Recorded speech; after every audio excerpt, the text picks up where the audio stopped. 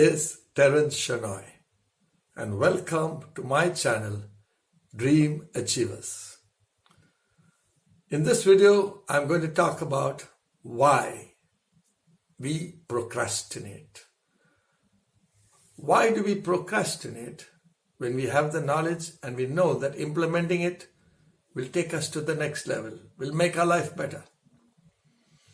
Is it because of lack of motivation? Or motivation to do something else?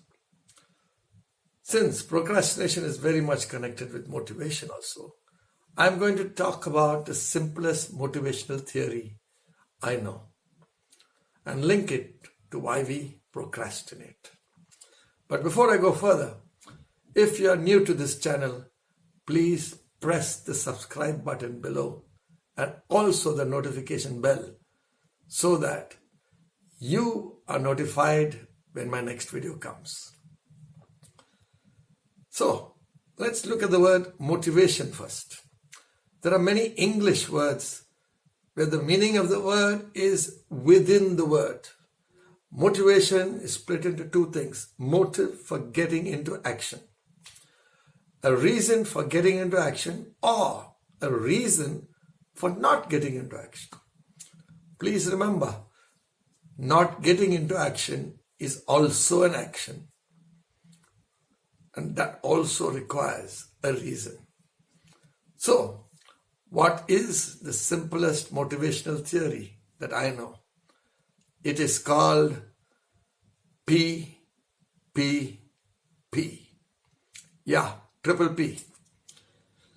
The first P stands for pain, pleasure, principle.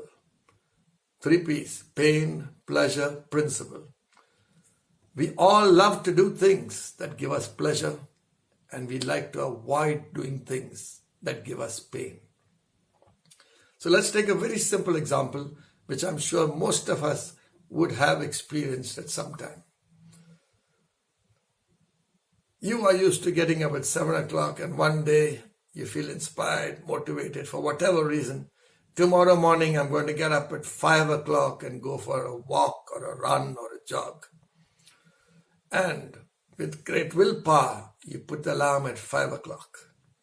And mind you, you're not used to getting up early. You're used to getting up at 7 o'clock. And when the alarm goes, you look at the alarm, you look outside, and then you look at the bed.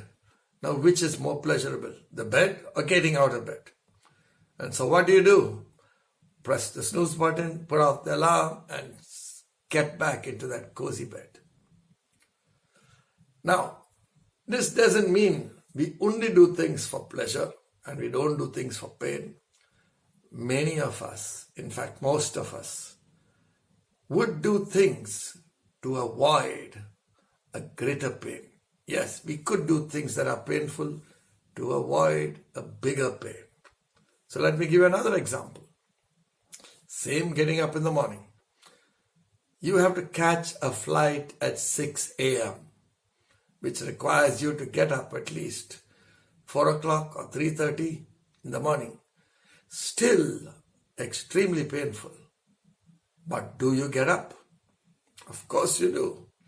Same alarm, but again you jump out of bed. Why? Because the pain of missing the flight is much bigger. And so we get into action to avoid a bigger pain. Now, it doesn't matter whether you take action to avoid a bigger pain or you take action to get pleasure.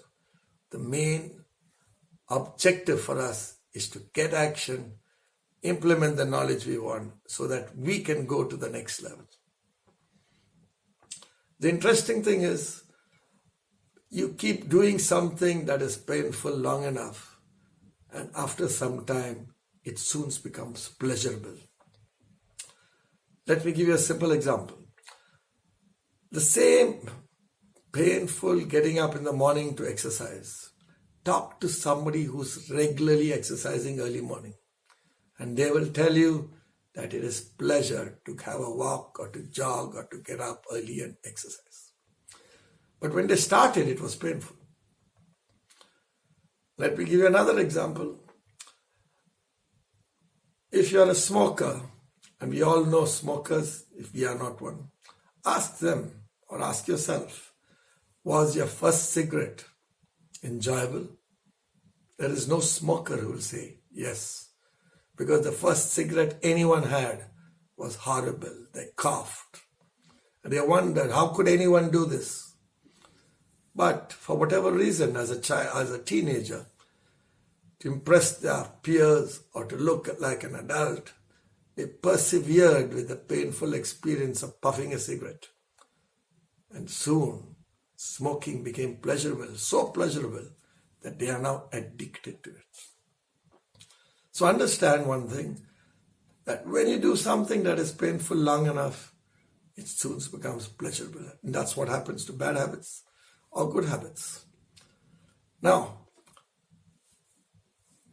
most of you would have heard of the concept of the comfort zone. We all like to do things that are comfortable and don't like doing things which are uncomfortable. Moving outside a comfort zone is uncomfortable, a little risky. It is a little painful. And this is why most of us procrastinate on doing something new, implementing something new, even though we know that will help us. Please remember, all our growth, all progress is outside our comfort zone, not inside our comfort zone. So if you have to grow, you have to get uncomfortable for some time. Soon it will become comfortable. You'll get highly used to it.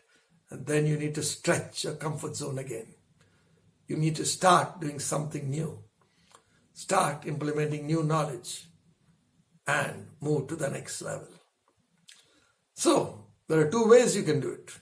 You need to imagine and visualize the pleasure you will get after you have achieved implementing your new knowledge, after you have accomplished what you set out to do.